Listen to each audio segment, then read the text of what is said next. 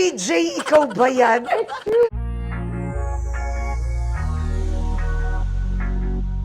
Oh my God, ang strong nga. So strong. She is so strong. Finally nga ay namit na ni Karen Davila ang kaisa-isang anak ni Lobby Fo. At sa kanilang pagkikita ay tuwang-tuwa itong si Lobby dito sa napakagandang anak ni Lobby. Mistisang-mistisa kasi ang batang ito at tisay na tisay. At sa una nilang pagkikita ay hinawakan pa nitong si Baby ang labi ng kanyang tita Karen.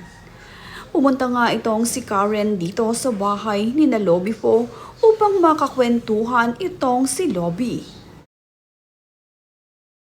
Nabanggit nga nitong si Lobby Fo na 9 months old na ang kanyang anak.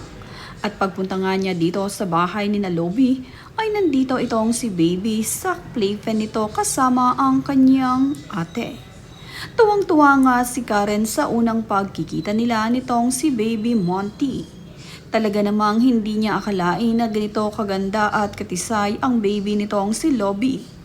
At sa unang pagkakataon nga ng kanilang pagkikita ay ginulat ni Baby ang kanyang tita Karen. Sa hindi naman nga inaasahan ay naabot ng kamay ni Lobby ang mukha ng kanyang tita Karen na nasapak nga raw nito. Tawang-tawa naman itong si Karen sa ginawa nitong si Baby dahil apo nga raw ito talaga ni FPJ sa lakas nito.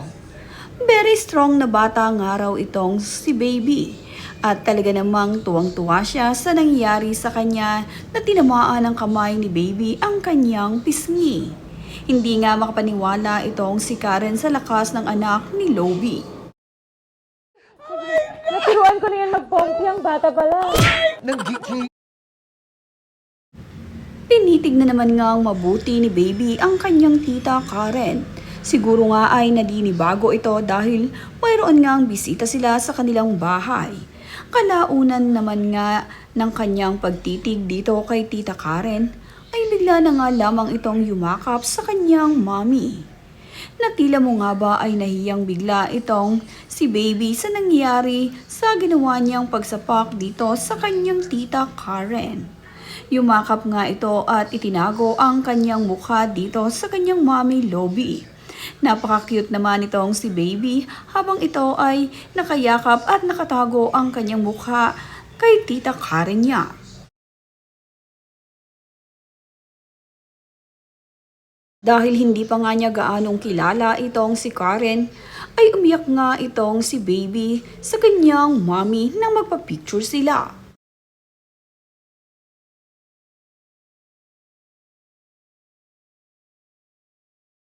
Ibinahagi naman nga nitong si Lobby po dito kay Karen kung ano ang kanilang ginagawa sa araw-araw kapag nasa bahay itong si Lobby at wala siyang trabaho. Ito nga ang everyday nga raw na kanyang ginagawa. Nakikipaglaro siya dito kay Baby.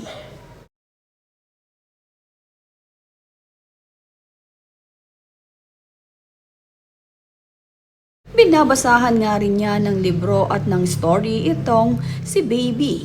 Ito nga ang kanilang nagiging masayang bonding sa araw-araw. At kapag hindi busy itong si Lobby sa kanyang trabaho, ay talagang hands-on nga raw siya sa pag-aalaga dito sa kaniyang anak. Gusto nga palagi nitong si Lobby ay kasama ang kanyang baby.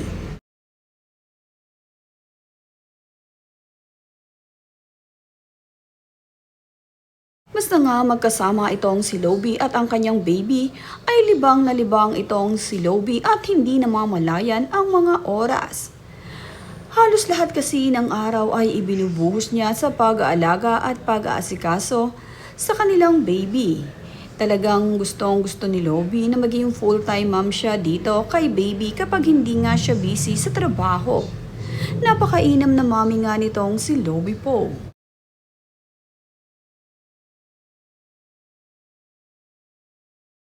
Bahagi din ni Lobby po dito kay Karen na mayroon din siyang make-up line.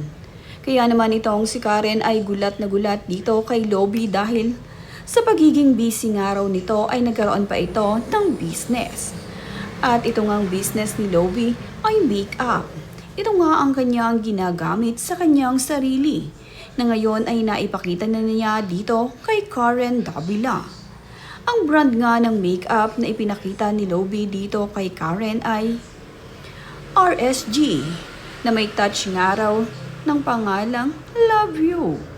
Kaya naman, napakaganda ng makeup line na ito at kumpletong-kumpleto nga. Hindi nga lamang daw ito pang morena, kundi para sa lahat. Napakainam ni Lovie po na nakapag-business pa kahit siya ay full-time na nagtatrabaho at full-time mommy para sa kanyang baby.